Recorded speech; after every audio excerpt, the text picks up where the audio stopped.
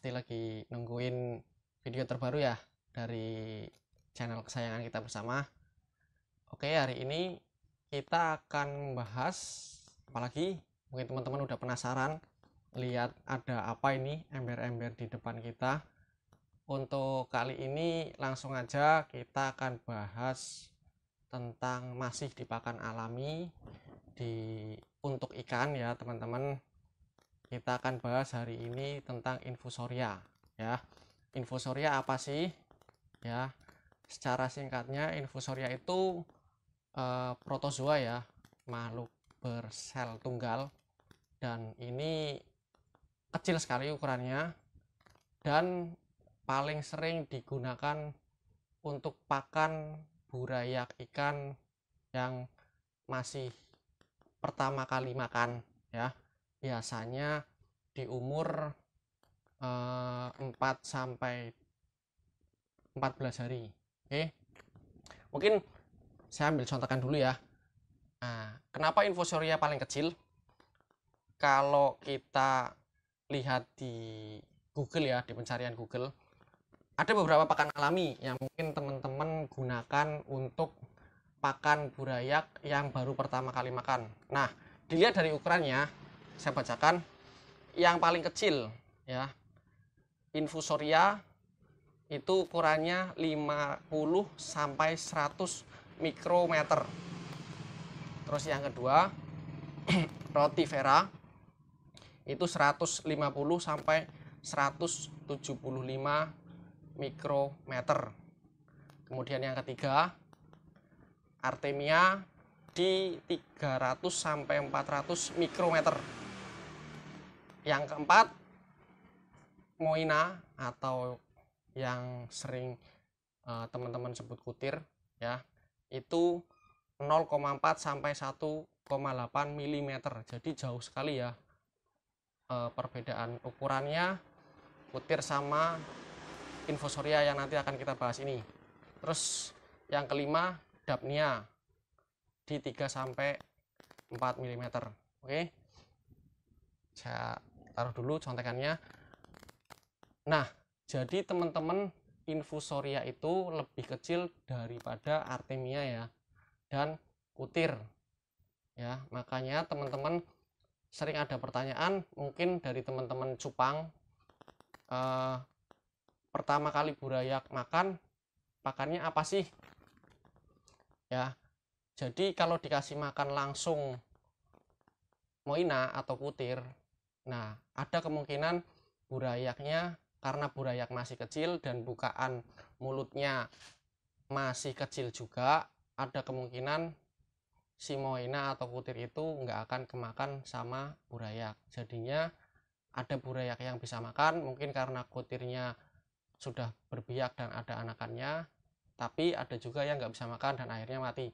Jadi life rate-nya rendah ya teman-teman. Jadi sayang sekali kalau burayak yang kita sudah usahakan jadi banyak ternyata mati sia-sia karena kesalahan kita memberi pakan. Terus kemudian kenapa sih nggak Artemia aja yang gampang? Nah, kadang teman-teman yang low budget ya, Artemia juga harganya lumayan dan juga ada proses penetasannya mungkin repot. Nah, makanya hari ini kita akan bahas tentang bagaimana kita mendapatkan infusoria dengan cara yang mudah sekali. Dan hari ini kita akan coba praktekkan ya.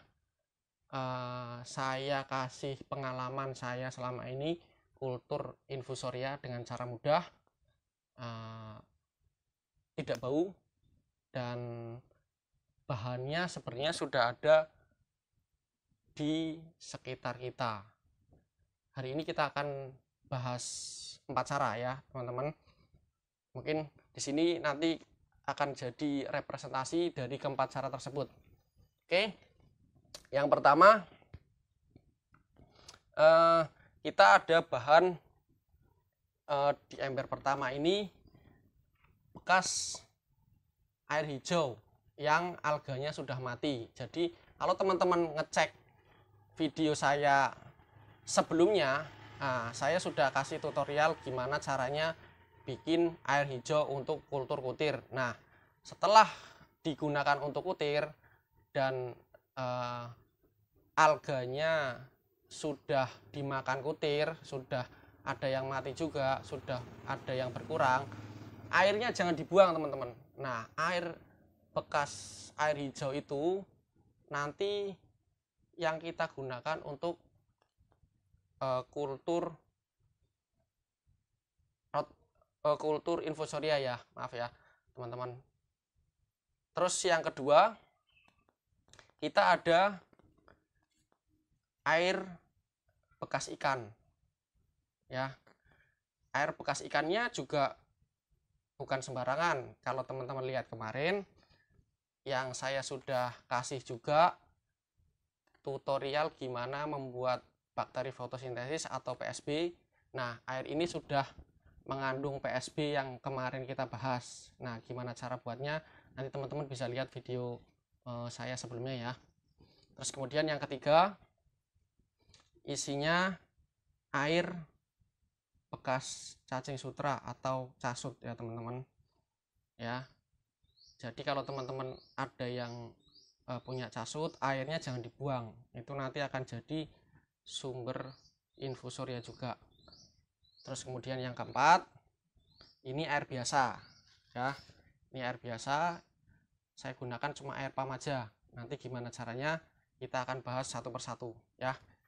Oke teman-teman, kita akan mulai dari yang pertama.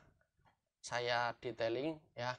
Untuk yang pertama, air bekas air hijau kemarin yang sudah kita jadikan untuk kultur kutu air ya.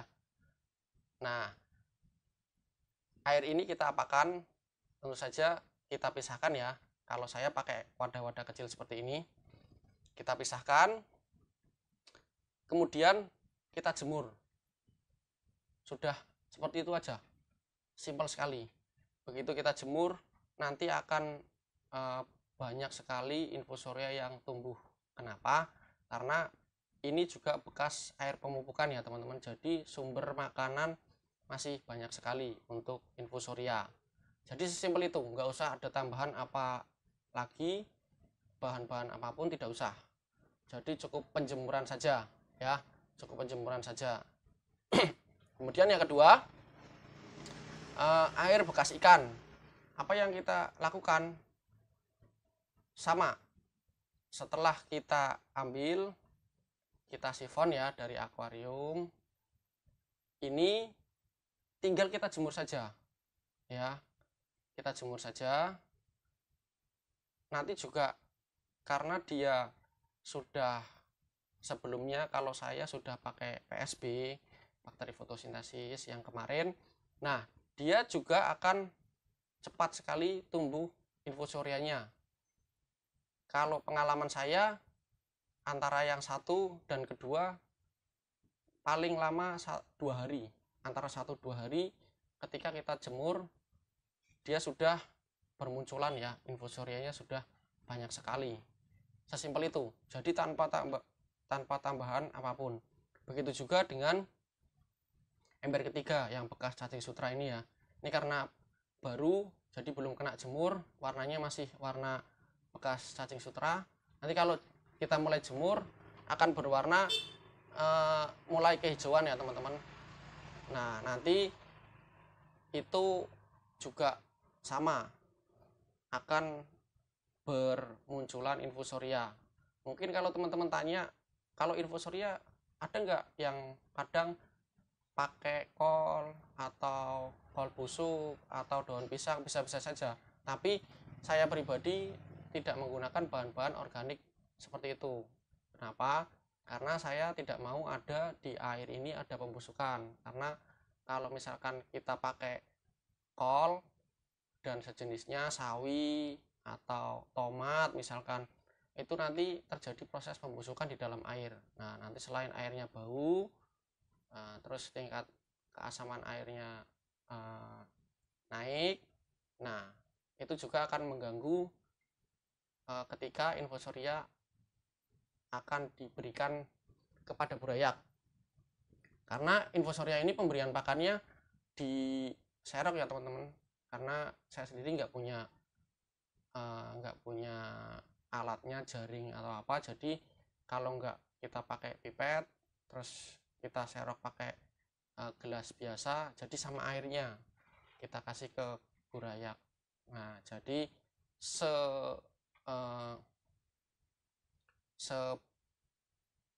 kita semaksimal mungkin tidak menggunakan bahan-bahan yang terjadi pembusukan di dalam air. Oke, yang ketiga ini karena air bekas, sesimpel itu saja. Nah, kita langsung ke yang terakhir ya. Yang terakhir kita ada air yang masih bersih. Saya ambil langsung dari pam karena saya nggak punya sumur, adanya cuma pam. Gimana caranya? Nah, kalau air terakhir karena air baru, kita akan lakukan pemupukan. Ya, pemupukan. Caranya simpel saja. Nah, bahan-bahannya mungkin saya sedikit praktek. Ini yang pertama, saya gunakan air bekas cucian beras ya. Nah, kalau ini nggak susah. Ini istri saya tiap hari pasti masak, dan air cucian berasnya nggak saya buang. Selain saya gunakan untuk pakan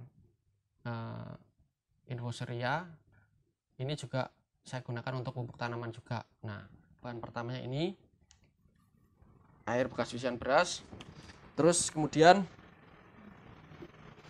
saya gunakan pelet yang halus ya, pelet yang halus teman-teman. Kalau teman-teman adanya pelet yang biasa juga nggak masalah, tapi akan lebih mudah kita gunakan kalau sudah halus ya. Nah, ini saya pakai pelet yang halus. Udah pakai itu aja. Caranya gimana? Nah, ini saya praktekkan ya teman-teman. Saya taruh di depan. Ini saya buka dulu. Nah, saya pakai alat bantu corong ya untuk memasukkan peletnya. Nah, air cucian beras ini sebotol isi 500 ml ya, setengah liter.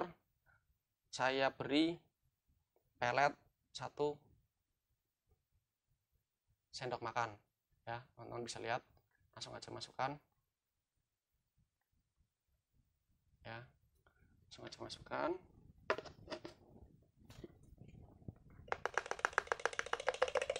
Setelah itu kita tutup kembali, terus kita aduk. Nah, aduk.